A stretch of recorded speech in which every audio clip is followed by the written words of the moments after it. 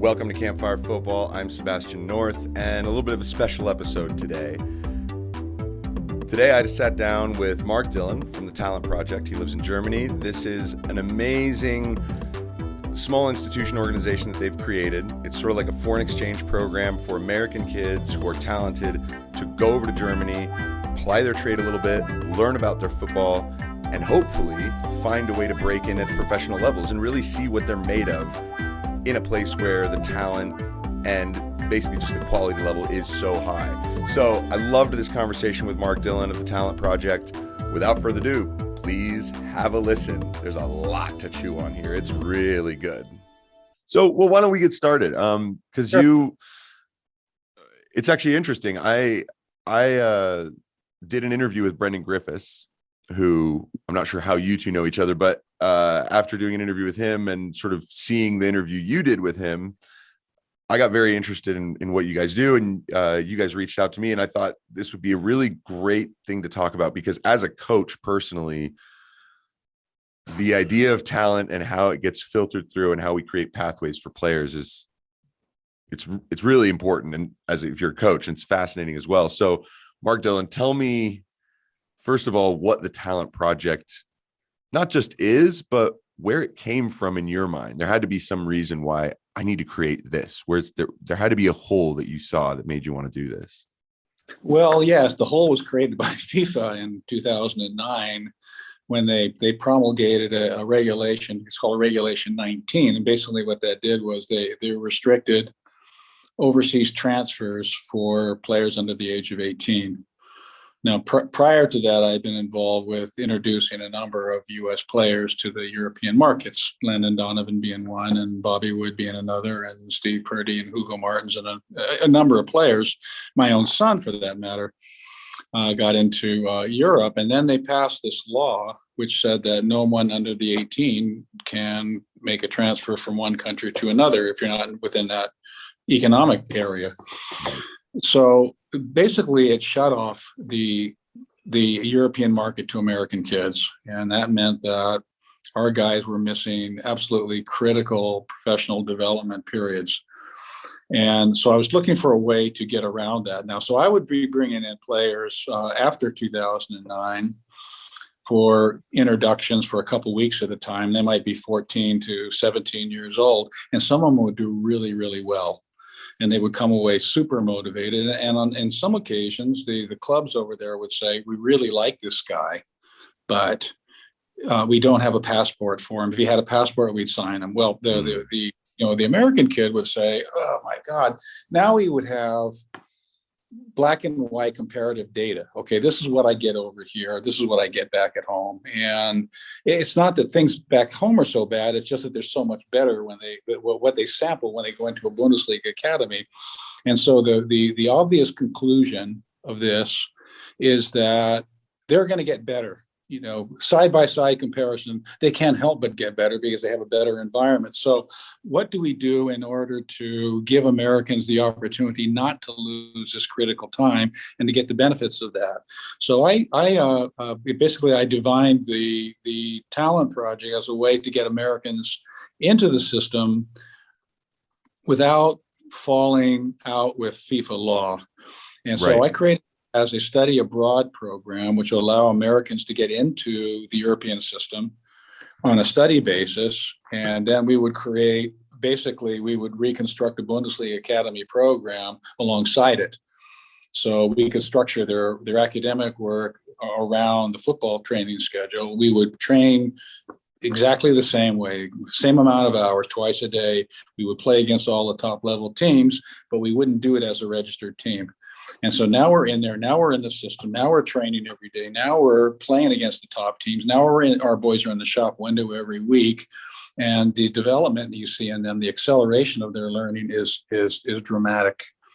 So that's basically the genesis of the TalentProjekt. And we're starting year 3 now, coming up in August. Excellent. And actually, one thing, when you say some of the developmental differences that a lot of American kids miss, when I listened to your episode with Brendan, one of the things that you talked about was just being mentally keyed in throughout the whole game, right? And not just exiting for a moment. One of the things that I, as a coach, struggle the most with all of my players is transitional moments and staying aware the whole time. A ball goes out of play, everyone just kind of looks around a little bit. And that's the moment for me as a coach, where if you organize yourself, you find your march, you get yourself in a good shape if you're defensive, this is the best time to set yourself up and be calm and ready. But what I see from a lot of players here in this country is that they just disappear for 2 or 3 seconds at a time. And the impact it has is enormous. And when you guys were talking about what the biggest difference was for a lot of players when they get to Germany, is that ability to just be always aware, always understanding of what's around you, the atmosphere of the game, what's demanded of you. There seems as if there's a little bit more of a self-centered way that a lot of American kids play, and they have to really break out of that when they go to Europe. Is that something that you've seen? Because I find that moment, that ability to always just devour everything you see on the field and synthesize the information. Players that do that are extraordinarily more successful than ones that tune out for 2 or 3 seconds at a time. Is that one of the main things you've seen? That's absolutely one of the observations we've seen, and it's not because that we're incapable of concentrating. It's just that we haven't been trained that way. Exactly right. Very often, when you're playing for elite level teams, you don't have that week in, week out, 100% effort competition. So you get into games very often where they can get ahead, and all of a sudden you feel like you don't really need to concentrate. And that's one of the problems that we see with our guys going in. And then the other thing is that we tend to sometimes overtrain. And what we've noticed over in Germany is that they found that less is more. So rather than trying to fill up the bucket with as much training hours as you can, I mean, there are significant hours of training and input put in, but they go maximum intensity, and then they take a break, and take maximum intensity, and then they take a break. So you have to be switched on completely while that exercise is going on, and they're going at 100% intensity. And so now when you're getting, and we're talking about when you're playing with really good players, or you're playing against really good players, they spot it when you're not concentrating. They know it. And when you're getting dopey and you're not in the right position at the right time, they'll see it and they will punish you. Right. And then when they do, you're pointed out where the deficiency was. And so by virtue of the environment itself, it increases your cognitive levels because the cognitive levels are so high. And so in order to keep up, you've got to be switched on all the time. And this is a learned behavior. 100%. I mean, I just from the kids that I coach, I can tell you if I play with a midfield 3, for instance, I will tell them frequently, like, you have to just constantly check into each other. I'm not going to ask you to check your shoulder 27 times or know everything. Just make sure you 3 always know where each other are, and then where your defensive responsibilities are. That will help you understand what to do when you have the ball. The amazing thing is that thing of stay connected is the most challenging piece for the majority of my players. They're technically good. They can score goals. They can go 1v1. They can defend. They can build out of the back, but it's those small moments. And what you're saying that's interesting to me is it's when opponents start to realize that you are elsewhere mentally. And I think that's also an incredible skill too, because most of the time, I mean, that's a very elite level skill as well, to recognize how dopey your opponent is being in a 2-3 second span and to take advantage of it. And so what you're saying is, in the German environment, they're just going to get that every single day. Whereas in the United States, it kind of depends on what the game of the day is, really. Yeah. That's exactly right. And you find that the cognitive demands of training and matches are nearly the same or equivalent to the physical demands. And so it becomes less about, the learned behavior is actually, and part of this is learning acquisition and accelerated learning, but you start to they develop the ability to read visual cues and then recognize patterns. And then when the patterns aren't right, then they know something's not right. That's where you exploit it. And they can pick up visual cues. The person's in the wrong position at the wrong time. He's in the wrong body position or something like that. They can see that and exploit that. But you have to be playing at a really high level to get to that.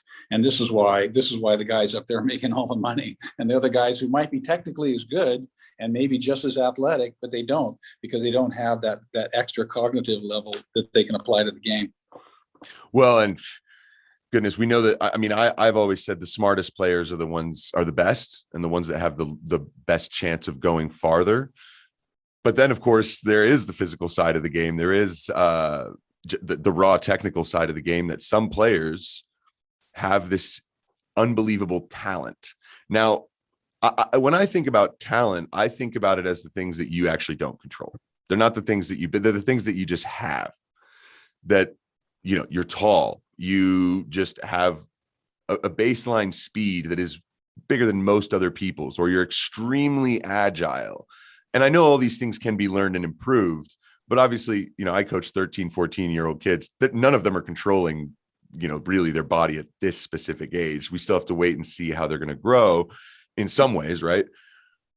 But the ability to stay switched on and mentally involved in the game, how much of that do you really think? I know that there is a talent level of that, but do you think that is maybe one of the most learnable pieces? Because it is a cognitive process. It is something that exists in our brains. And if we know how to activate it correctly, do you think that's actually easier to achieve than technical or, say, physical improvements in players? Well, this gets to the argument of nature versus nurture. That's and the ability to develop these attributes of a player is limitless. The ability to develop the brain is limitless. You can do, you know, we're only using a very small amount of our cognitive ability until we start really stretching it. And then we can start really seeing an expansion of our awareness, our ability to concentrate. These are all learned behaviors. So yes, that when we talk about talent, you talk about certain genetic traits of speed and ratio of fast twitch to slow twitch, and the size and coordination and things like that. But a lot of this can really be developed. Now, you can't make a world-class player out of a total klutz. Okay. So, you know, there's some guys not made for playing soccer. Yep. Right. But there's also a lot of really, really good players out there who haven't developed yet. And so I think we have a tendency to rely too much on nature, and without really respecting or not being aware of how much improvement can be made through focused training. And this is where that term whispering talent, that I really love this term, kind of comes from. It's the late bloomers, right? That's really what it is, or those whose qualities are missed in a way by coaches. Is that kind of a way to describe a whispering talent? Yeah, yes. And I think probably the most common example of whispering talent are the late bloomers, or the people that just haven't been in the right environment. But there are times when they could also be early bloomers, and they have all they've been existing by, physical superiority, and they're the big star and they're scoring all the goals and everything. They're doing everything wrong. But that doesn't necessarily mean that they should be punished because they happen to be an early developer. So a lot of times you have to take them out, and then they have to be exposed to where they're being deficient. And we had a player some years back that was, one of the, I don't want to name him, but he was one of the top talents in the U.S. And we brought him into a match in Germany against Bayer Leverkusen, against their under 19 team. And this is a really high level now. The under 19s at Leverkusen are all pros, as all the under 19s in the Bundesliga. Well, this kid, in about the fourth minute of the game, got a through ball and just glided past the central defense and scored a goal. Okay, now he took the central defenders at Leverkusen by surprise, because this guy was just flying. Okay, so they said, okay, well, now we got to adjust. Okay, so though they made an adjustment, they gave him a little bit more space, and they this kid realized that he couldn't run 5 yards faster than they could run 3. They just gave him more cushion. So they made those adjustments on the fly in the match. And so, a player like that who's never really been taught to to address the game in a way that was not totally reliant on his physical gifts could also be a whispering talent. That makes sense. But very often you have guys that, let's imagine, for example, Leo Messi being born and raised in the United States. Okay, at the period that he was growing up, August 30th, I believe, was the cutoff date for the next age group. Leo is way undersized. He's born June 29th. So he's the very youngest at his age cycle. Now, what happens when he comes into the American system or the traditional American system? Maybe, and I'm not throwing everybody under the bus, but I'm just saying from a general standpoint, we say this kid is undersized. He's going to get the snot kicked out of him every weekend. We're going to have to put him in the lower league. We're going to have to put him in the second team and let him develop over there. So this is not an uncommon story, because what happens when you put a player like that, you say he might be enormously talented, it just hasn't developed yet. So you put him in the second league, he's with less motivated players. He probably has less qualified coaching. He has less competition, less quality competition. They could be gone forever. And then we've lost a genius. And so things like this happen all the time. And we've seen, some of the players that we bring into Germany, we say there's something there. There's something more there, that something's being missed. And then you see them get into this environment and they just go, they go exploding. And say, who is this kid? Look at his body language has changed. His posture has changed. He's moving quicker. Look how quickly he's making these decisions. This didn't happen before. This was involved. So this was nurture, not nature, that brought him into this level. And all of a sudden they just explode. And they go sailing past the people that were above them maybe a year before that. And so, are there any of these common traits that you see in these whispering talents? So this is a question that I sent you over was, did you notice major congruencies in which players tended to be overlooked? And what were those traits that, for instance, obviously size, really short kid, really frail. That's one thing that commonly gets overlooked. Is there anything else that you've seen where you're like, why are people not noticing this detail that clearly shows that this player has a much higher ceiling than any one of these people actually thought? And it's right in front of us. Is there anything like that you've noticed? Well, most of the time it has to do with the physical deficiencies. They just haven't grown. And, a kid that's maybe 13 years old could be biologically 11. And a kid that's 13 years old could be biologically 17.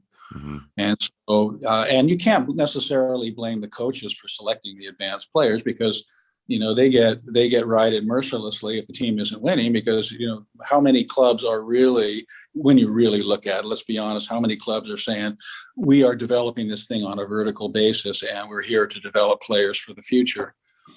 That very rarely exists in the United States. We have a competitive environment and you got to win. So it's not necessarily a case. It's partly to do with the culture. But, here's an example of a whispering talent that almost had his talent derailed. And this is a coach that I work with very often. We work with on the TalentProjekt in Germany, who is humble enough to admit that he nearly made a mistake with a player. So he was coaching the under 15s at Fortuna Dusseldorf. Now, Fortuna Dusseldorf plays in the Rhineland there. So their competition is Dortmund and Mönchengladbach and Bayer Leverkusen and Schalke, and so on and so forth. This is one of the most concentrated areas. So the competition is unbelievable there. And he had this player in the middle who was trying to thread these balls through, and they kept on falling short. And he kept on falling short. And finally says, our coach, Samir, was just about to pull him out of the game and say, I'm going to stop him. You're not going to make those passes anymore. The coaching director was standing next to him. The technical director of the club said, don't say a word to this kid. This kid is making the absolute right decisions. And he just doesn't have the leg strength to pull that up, but you don't want to take that decision away from him. So he shut up. So here's how the story ends. It doesn't end, but this is how the story evolves. 2 years later, he's watching the European under-17 championships. Germany is playing France. Germany wins the game 2-0. 2 goals are scored by Kai Havertz. Kai Havertz got this ball fed to him by that very same player with the exact same pass that he couldn't make 2 years previously. And Samir, our coach, said, I nearly coached that pass out of the kid. And so these are the sort of things that happen all the time in youth soccer. The talent is there; it's waiting to come out. It needs time. It needs patience. It needs the player needs time to make mistakes and correct the mistake, because this is all really a critical part of the formula. If they are not allowed to make these mistakes and then adjust to these mistakes, they never really develop. So. And so, do we get a great unveiling of who this midfielder with the great through balls was? Oh, that man, this is a trade secret. So, but actually, it's great that you say that, because I currently, so I've been dealing with this a little bit as a coach. Every now and again, I'll come across a player who loves to dribble. They will take 8, 9, 10 touches on a ball, and they will look and they will patrol around until they find what they want to find. Now, at 13, 12, 13, they're dribbling too much. They're taking too many touches. They're missing good decisions, good opportunities to get rid of the ball, to move it, and then continue with the play to keep affecting it. But the thing about these kids is that every now and again, when I have a kid like that on my team, they're the only one that I have on my team who is willing and has the confidence in themselves to carry the ball around that long. Most of the rest, it's a couple touches and then it's got to go somewhere else, or it's got to get to somebody, or it's got to be a through ball. But when I see a kid who's willing to attract that much attention to themselves, and they repeatedly fail, and basically what I eventually told both these kids is, I was like, look, I don't care how many touches on the ball you take. I do not care. I don't care if you dribble by 5 or 6 people. At the end of all of that, though, the ball has to end up with a teammate of yours. You cannot give it to the opposition. And so I've had some coaches come and be like, why don't you tell that kid to play 2-3 touch? Oh my God. I'm like, it's the one thing he does that's different from everybody, is that he's got the balls to carry the ball. Absolutely. And that is such a unique trait to me. And I see coaches just hammering kids 2 touch, 3 touch, 2 touch, 3 touch. And you're like, you have something different here.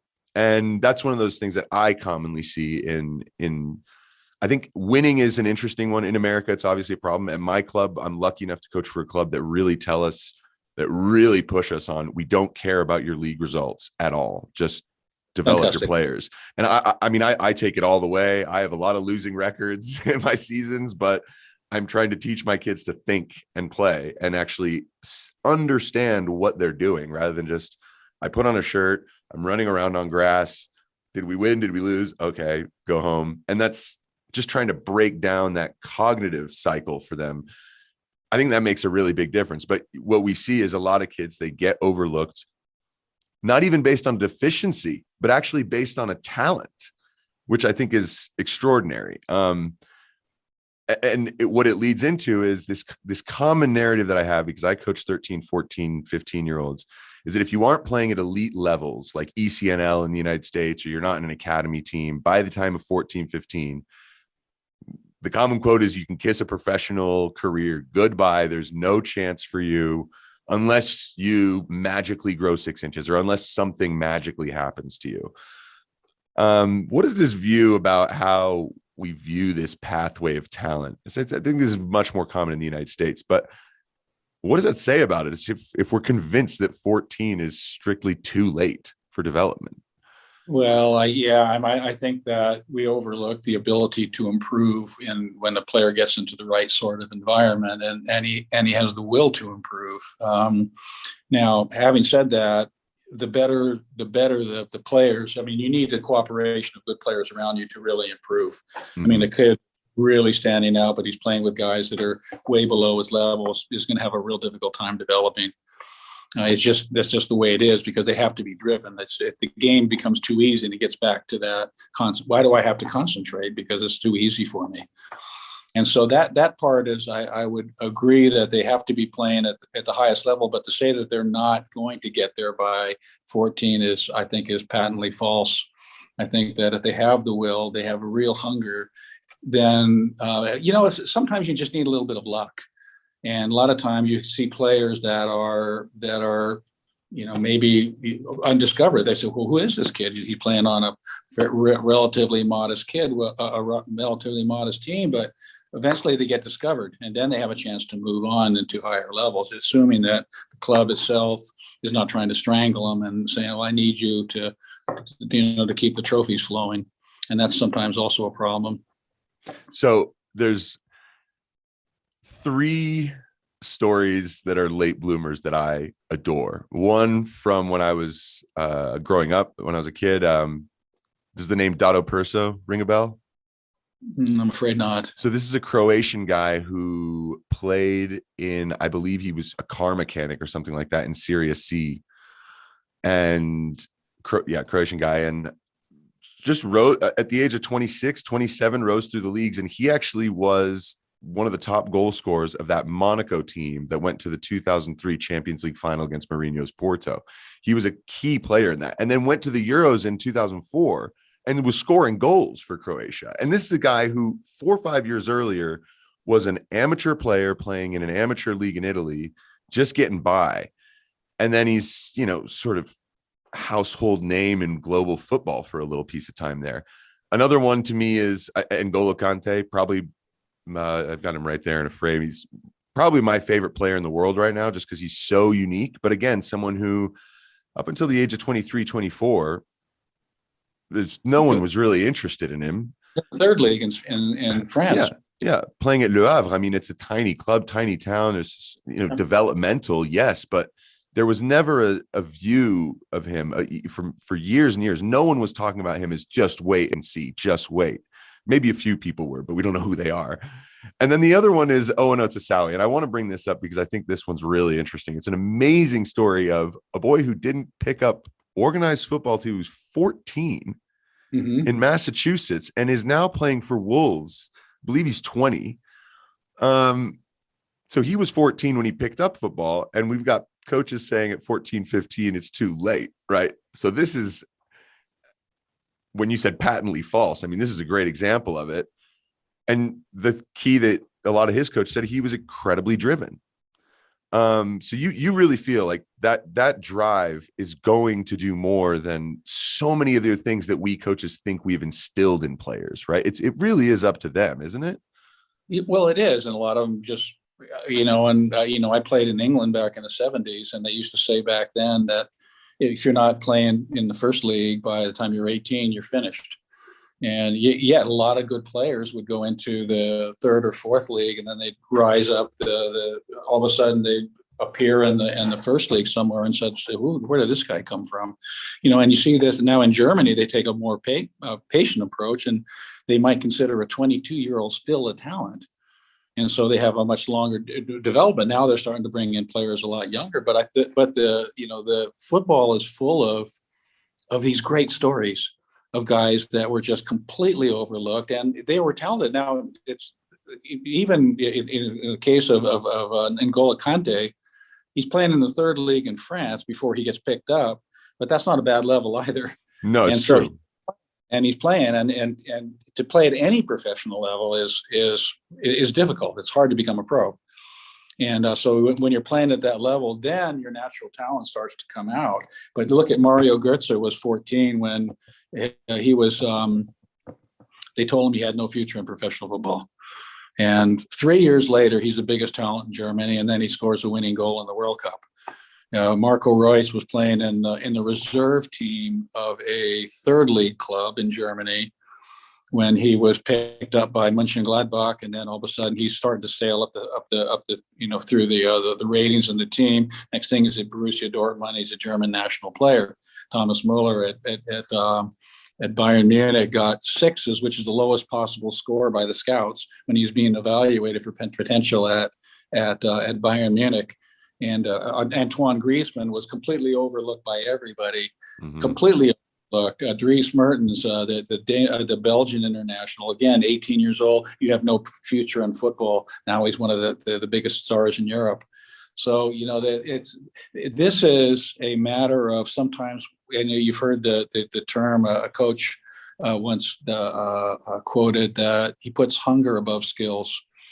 And these players who are just incredibly driven and they want to play and they define themselves as a player and they're out there all the time and they just keep getting better. And at least it may not be an overnight thing. It's incremental, and they're getting better and they're getting better and they're getting better. But everyone continues to overlook them because they're not really paying attention to the improvement. And all of a sudden, so where did this guy come from? Well, he's been improving all along. He's been here all along. We just haven't been paying attention to him. Yeah. Now, So mention him now. I think it's an important point, though. Otisoi is a really, really good player, and he's really got a big future ahead of him. And you're absolutely right. He didn't start playing organized football till he was 14, but he was playing street football. Mm-hmm. And he was learning to play. So he was actually honing his skills in the same way many of the Brazilian players do on the streets or in the favelas there in Brazil, where they're just playing constantly. They're playing constantly. And every day is full of cognitive challenges, technical challenges. And all of a sudden they develop this incredible ability to always find solutions with the ball. This is developed on the street. And I think that we overlook that. They're overlooking that in Europe, by the way. They're having this conversation is going on all over the world. We are not allowing our young players enough street football. And street football can occur in the context of an organized team session, but you recreate the street football. Let them play. Mm-hmm. Let them play. Don't coach. Make mistakes and correct them, but be serious about it. And I think that particularly in the younger ages, this is when romance develops, and this is the romance is like that motivational spark that develops them, and it drives them forward. It creates that hunger. They want to get better, and that's really, really important. I actually love that. I take hunger over skill. I think that. I mean, I probably, now that I think about it, I'm probably look at it the same way with my players. There's.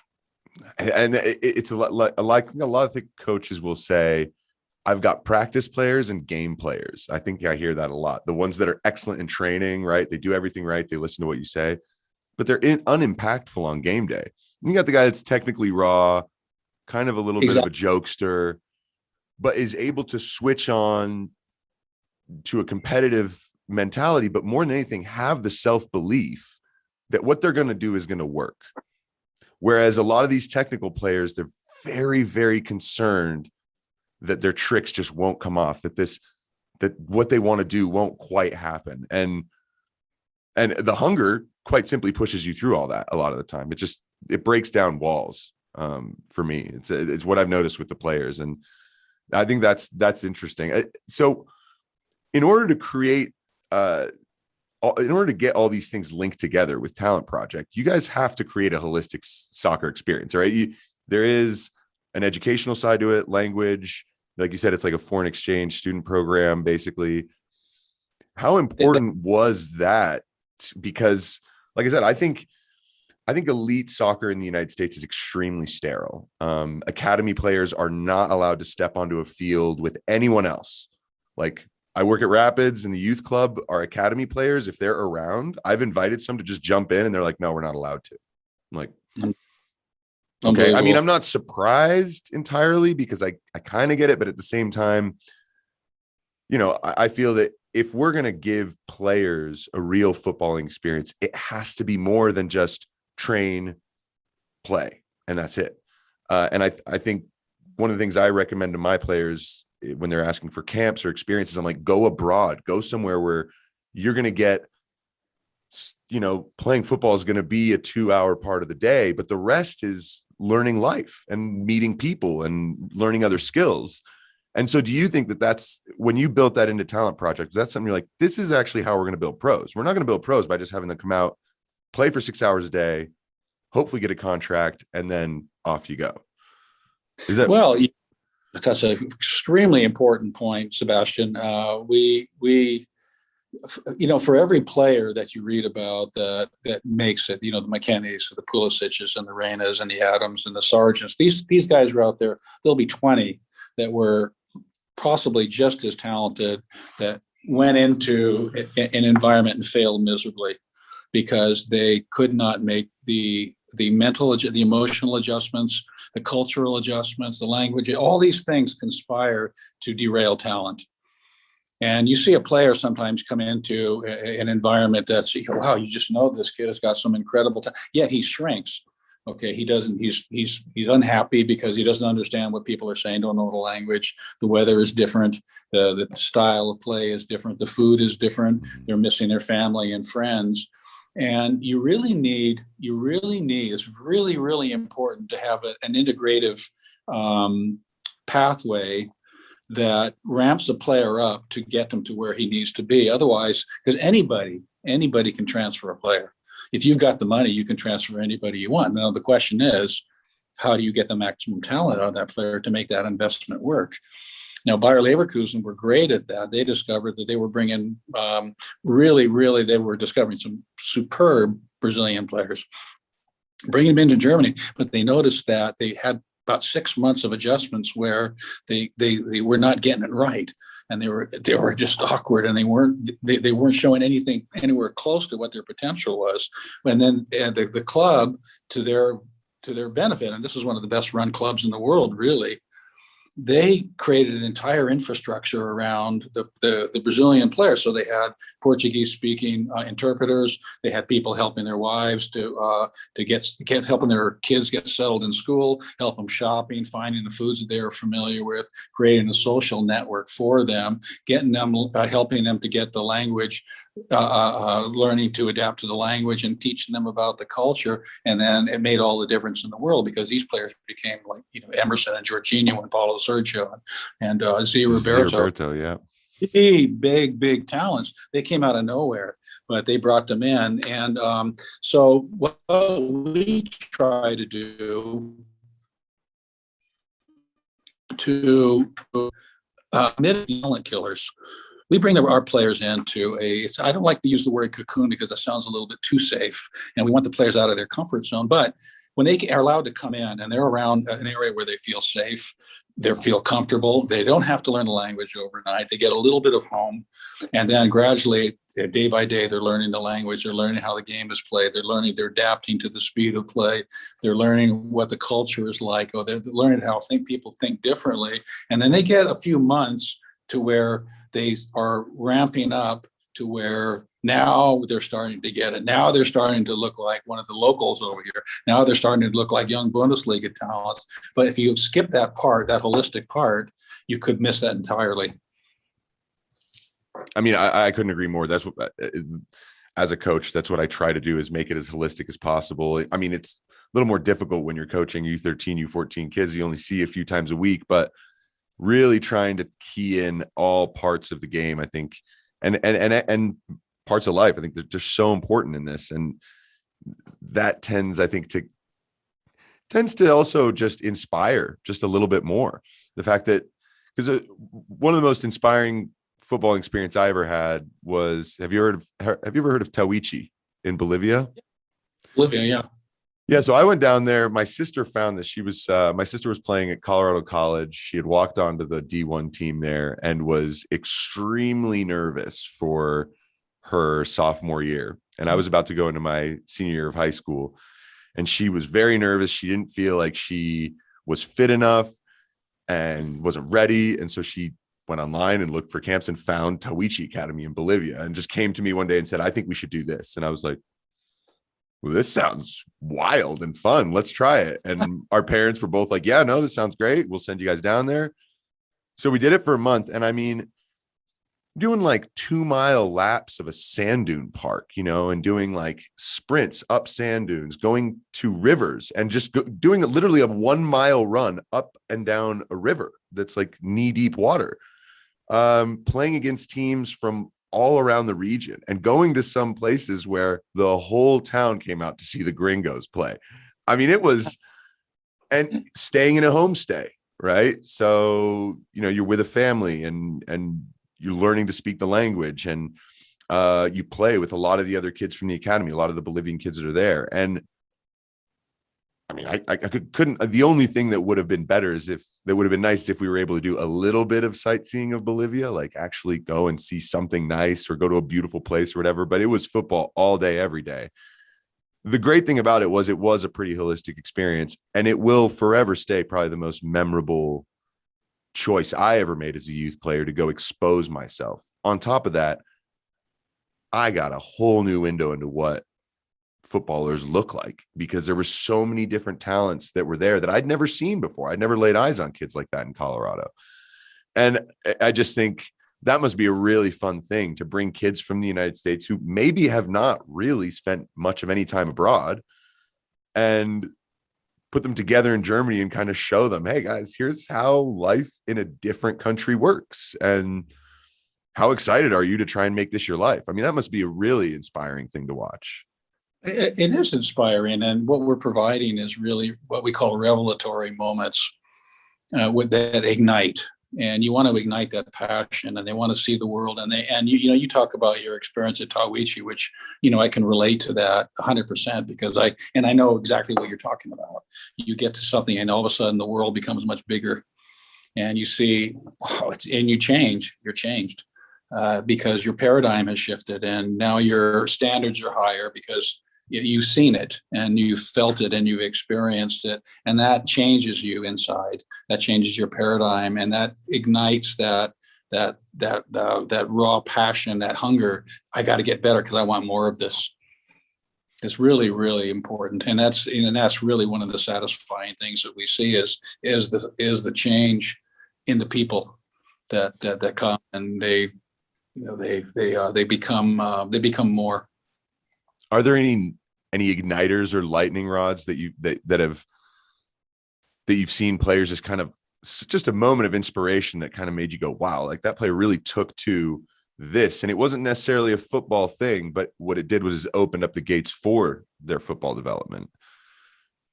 Well, yeah, I think that because sometimes you're right. We tend to live in a bubble, in a sense, in the United States, even though now the world is a smaller place. We've got the internet, we've got satellite TV, and our kids are they're much more cognizant of what the world is like, but they haven't felt it. And so until you feel it, then it's very, very difficult. So so that part is extremely important. Well, what I love about it, so one of my lifelong dreams down the road is to actually create some kind of football school, football academy that addresses an opportunity where there are shortcomings, whether those exist in the sport or in society. And I mean, was this a dream of yours for a while, or did this really just kind of get kickstarted when you noticed American players aren't going to get this opportunity more? I feel like I can do something. Or in the back of your mind, have you always wanted to create your own way to facilitate the game for young people? Well, you ask a very interesting question. I have formed in the United States from scratch 4 professional clubs. And every one of those clubs, I wanted very badly to replicate systems that I had become familiar with as a player. And that is the European system with vertical integration of the teams and things like that. The political pushback every time I tried to do it was enormous, to the point where community leaders would say, look, if you try to create academies here, we're going to boycott your games and everything else. This has been a real struggle. And I think that there's been a certain amount of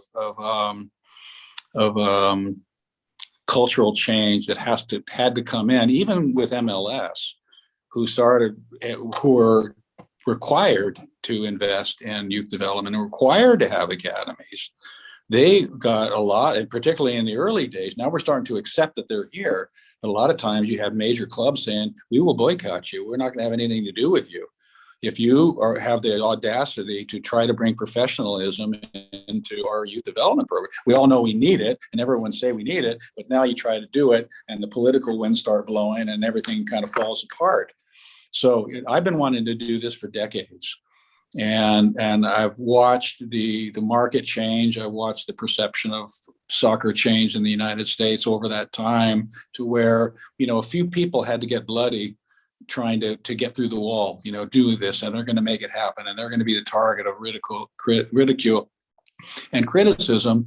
But as our players become more and more aware of what's going on in the world, their expectations also rise. Now we got parents that are also former players. It's no longer just a case of only the kid in the family is cognizant of soccer. Now you got entire families. So they have higher expectations. So now it's so much easier to take radical things that would have been considered radical maybe 10 years ago, 15, 20 years ago. Now you start to see that, which facilitated, by the way, the TalentProjekt being able to even exist. Because we had a lot of trouble trying. This is we're in our third year now, but we had 7 years of struggle trying to get this thing off the ground because the perception had not changed, had not really fully developed that we need to get our guys overseas. Now, there was a revelatory moment in American soccer that is extremely, extremely important. And I liken this, and this is a threshold moment, that is Christian Pulisic arrived. Now we have a 16-year-old American, almost 17, who is breaking in at Borussia Dortmund, and he's playing extremely well. And other kids are seeing this, and they're saying, wow, him, why can't I? Look what he's doing. Now, what is he telling kids? What is he telling Americans? He's saying, you got to get to Europe. You've got to get to Europe. You've got to get to Europe as early as you can, because if you want to be the best player you can be, you've got to go where the action is. Now, the whole country's changed. Now our perception of what we have to do has changed. And when Christian Pulisic, if I make a kind of a prognostication I made back in the 80s, that was when America develops its first international class that's recognized as an international class player, is a very high transfer. There'll be 20 behind him within 5 years. Because all we need is that one revelation that Americans can do it. Now look what we've got. Christian comes through, and Gio comes through, and Tyler comes through, and Weston comes through, and Josh. And you know what? And I tell our guys in Germany, you haven't seen anything yet. We have generations of players that are coming through that are 2007, 2008, 2009 that can play anywhere. Give them the right environment. The United States is going to really be formidable in just a few more years. That's amazing to think that all it took. Yeah, I mean, and this is the way the world works, is right. You need just one watershed moment, and then all of a sudden perceptions change. I mean, you saying perceptions change and things change. I think that COVID accelerated the future in a way that, quite frankly, I think we needed. I think that there were a lot of ruts. I think that there were a lot of cul-de-sacs, hamster wheels. Take your pick of a metaphor. But we were going nowhere in a lot of ways. And I don't just mean in football. I mean, in all kinds of parts of our society. And then you have this global pandemic, which fascinatingly connects every single person on this planet, something that's never happened in my lifetime and most people's lifetime, that literally everyone on earth is, World War II, if you were living somewhere else, maybe it didn't affect you, right? But no one escaped COVID. Or the impact that it had. And so what it did was it accelerated so many things. And when I look at the football world, I think to myself, a lot of these larger structure clubs that, like mine, honestly, that serve U4 all the way to U23 and also are affiliated with a professional team. And we have a WPSL team as well. That's a lot. It's over 15,000 players. I know for a fact that just looking around the levels, I know a lot of kids just get overlooked because it's really hard in that kind of structure to create something fluid where kids can play consistently, not get missed, not get forgotten about. And so I have a feeling that the small clubs that are geared towards very specific types of development are about to explode here. So maybe someone who's like, I want to do a U14 through U17 club. We're just going to do elite level boys and girls. We're just going to have 2 or 3 teams, and we're going to focus hardcore on getting these kids ready. We're going to get them into tournaments. We're going to take them to Europe to go play some tournaments and stuff. That's what we're going to focus on.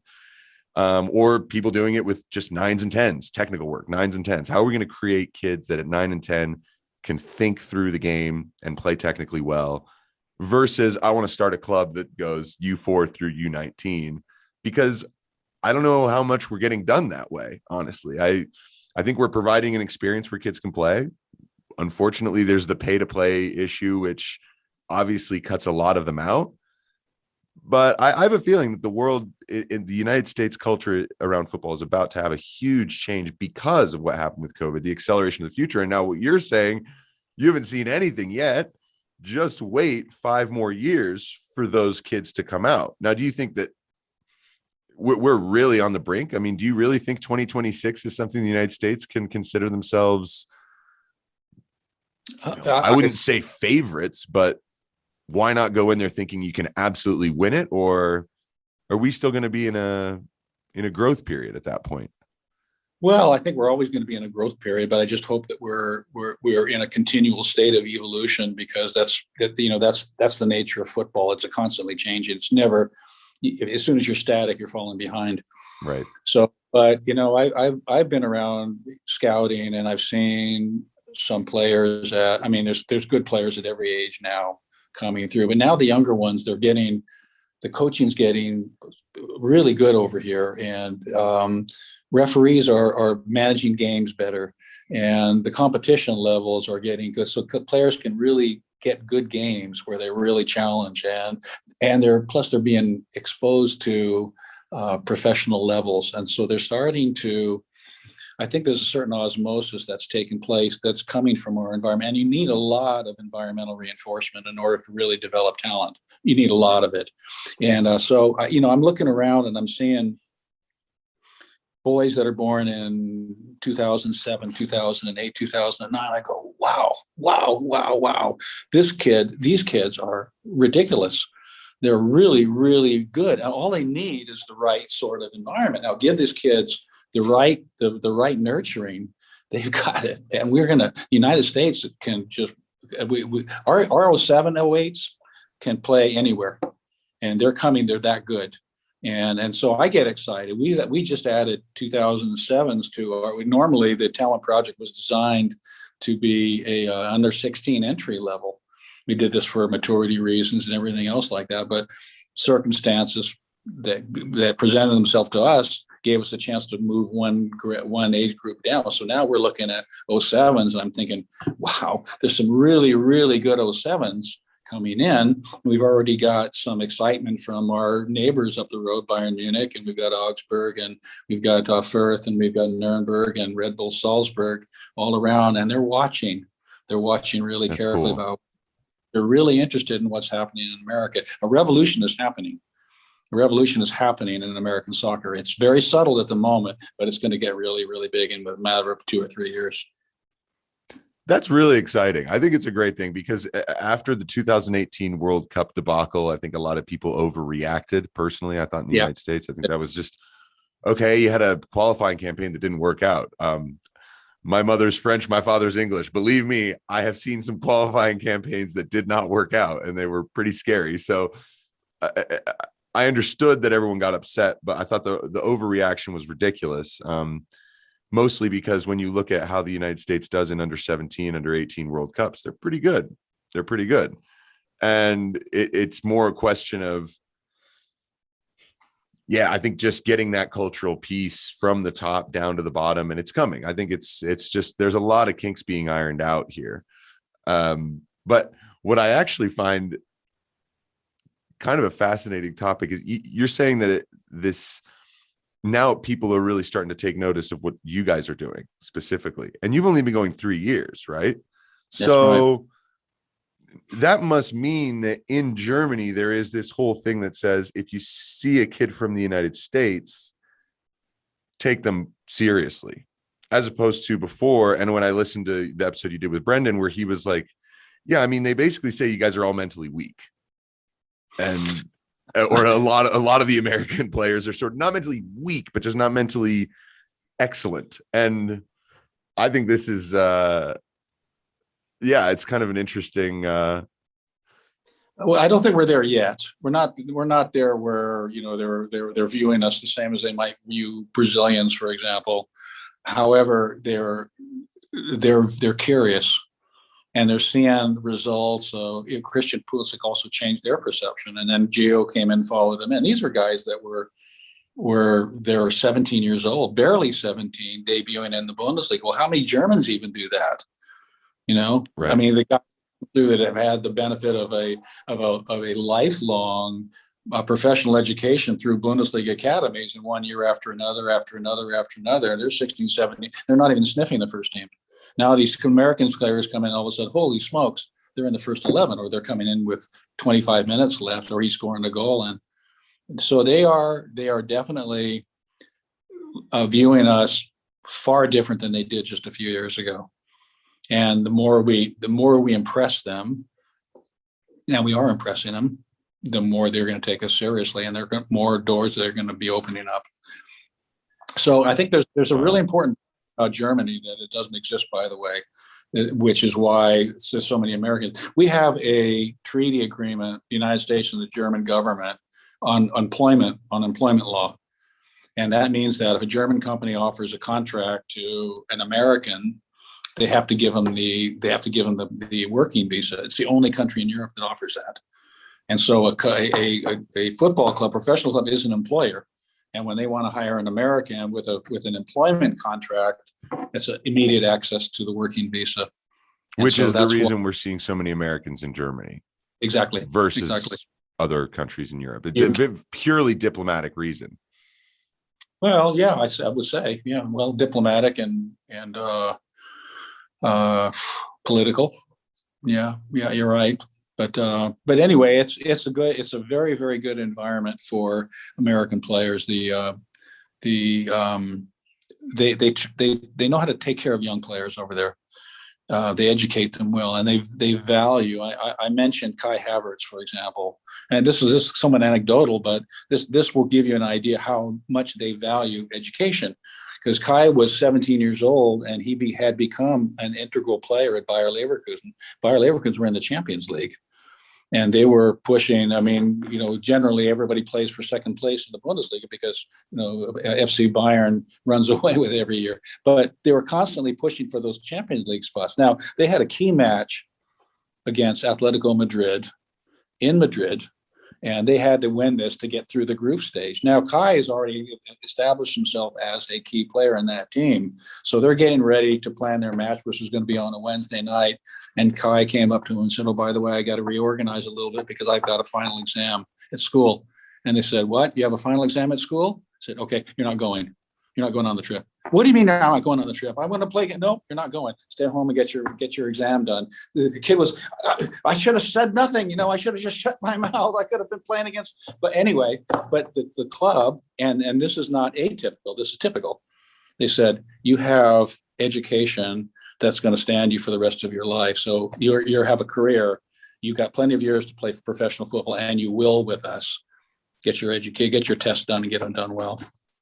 Well, so I'm a Chelsea fan. I've been a Chelsea fan since I was about 8 years old or so, because my father's from Southwest London. But I think that's a great story to hear, because Kai Havertz is a player who, I mean, I paid attention to him last season when in the Bundesliga, and I was supremely impressed, very impressed. And I mean, he's just different. He's just different. I understand why there's an enormous amount of hype around him, because he is very, very special. But I love to hear that story, right? That, 17-year-old kid accidentally honestly tells something to their coach, because they do this all the time. They do a lot of, if they're comfortable with you, they will tell you things that hurt their chances of playing. But it's better that they tell you, because you need to know these things. And so I just love that. The Kai Havertz he tripped over and said, "Oh, I have a final that I have to do." And they're like, "Okay, cool. You're not playing against Atletico de Madrid this weekend." I mean, yeah, that's brilliant. But it does show you a lot. And I can tell you right now, I don't know if we have that same level of, I guess, priority when the kids are teenagers.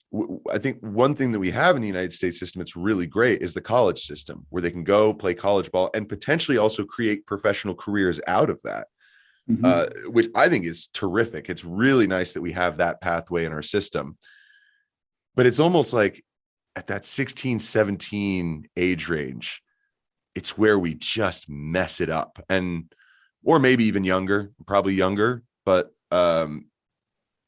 yeah, I worked with a high school team this year, and I couldn't believe the amount of kids that would just be on the brink of ineligible. You know what I mean? You're playing a 1.5 month season because it's been truncated because of COVID, and you're flirting with the possibility you have an F in a college prep class, which is literally just going and talking to your advisor twice a week. That's all it is. And you have an F because you haven't shown up. And it's like, and now the coach is like, wait, what? How can we get you to do this? And so that priority on not just focusing on the sport, not just focusing on something else, but understanding that you do all of this together, you create a holistic basis for yourself. Education stays with you for life.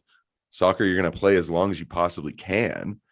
But at a certain point, you need to have sort of your set of priorities all kind of balanced. And it sounds like that's one thing that you guys really have brought for these American kids at TalentProjekt, because it is something that is far more common in German culture. It's a way more collectivist country, and in terms of its general culture. And so I think it's great that you guys are really instilling those values in American kids, because it's one of the things that we lack here, from my perspective. Well, you're right, and in general, you find kids that sometimes, and it's not always, and there's always circumstances, so you can't paint everybody with the same brush. But very often, you consider kids that are badly underperforming in school that are otherwise intelligent. That's sometimes a red flag, because they're lazy, because they're unmotivated, and because they're undisciplined. And so would they potentially bring that into the dressing room with your club? And so they ask these questions over there. And the second point that go a lot, is hand in hand with that, is, do they have the intelligence to learn? Are they capable of learning, and are they capable of retaining what they learn? And so these are really important questions. So we do, when we're evaluating and vetting our candidates for the TalentProjekt, one of the most important things we look at, they have to go through a character and personality profile that we look at, but we also look at their academic performance, because we want to know that they're learners, they enjoy learning, because it's very, very, they're going to have to, and they also they have a certain level of personal discipline. They get their work done. So yes, so important. That's a very, very important part of professional development. I agree in every single, no matter what profession you want to get into. I think that's crucially important. Well, Mark, I actually am going to have to start getting my stuff ready, because I've got to do a 5-hour drive to go coach a tournament this weekend. But I did actually want to say one little thing you said that piqued my interest, and maybe I would love to have a conversation with you about this specifically. You mentioned that refereeing has really been improving in Germany. Where, at least from where you're standing, from what you see, you've seen large improvements in refereeing. I think I've seen the opposite. I unfortunately have witnessed some of the most appalling refereeing at the youth level and at the high school level I think I've ever seen in my life in the United States in the last year. Mm-hmm. And I think it's a combination of a lot of things, mostly how referees are treated. I think that's the number one. But I also am curious. I would love to have an in-depth conversation about how it is that just the official is seen as an entity, and how and what the importance is on creating better officials and how to do that. Because 80% of the coaches, my colleagues that I talk to, they'll just be like, oh, if it wasn't for the ref, we'd have won that game. And I'm like, we cannot keep doing this. There has to be a point where we've got to improve things. So I would love to find out more about that. Well, I was referring, when I say referee, the standards of referee improvement, I was really meaning at the highest levels. Right, because you have your finger on the pulse much more than me, and in terms of what mainstream soccer is doing. So I think your point is no doubt very, very valid. But I am seeing a lot more referee education programs and situations where referees recognize what's a foul and what's not. And one of the problems of young player development is that too often they don't know what a foul is, and so they go in and they get a little bit of body contact, and the whistle stop. Well, our players never learn how to play with physical contact, and they come over to Germany, and it's very physical. not in a thuggish way, but it's very physical. And as much as our guys are sometimes, they get into a tussle and they stop. So what are you stopping for? This is how we do things over here. But they're used to doing that. They're used to, they get a little bit of a challenge, a little bit of a trip or something like that, and immediately they stop. What are you stopping for? And so they learn to play through that. And I think the referees are starting to understand in the United States, certainly at the highest levels, that some very good at top level DA games I've watched, and some of the MLS Academy games I watched, so the referees have a lot more understanding of what the game is really like, and they keep the whistle out of their mouth until they really need to. Interesting that's kind of the key, that it's about letting them play. I agree. When you see kids get fouled and they look around, someone just assaulted me. You're like, stop taking this personally and play. Shut up and play. It's like, it's not a personal thing. They just want to nick the ball off you. Do you want to keep it or not? It's your choice.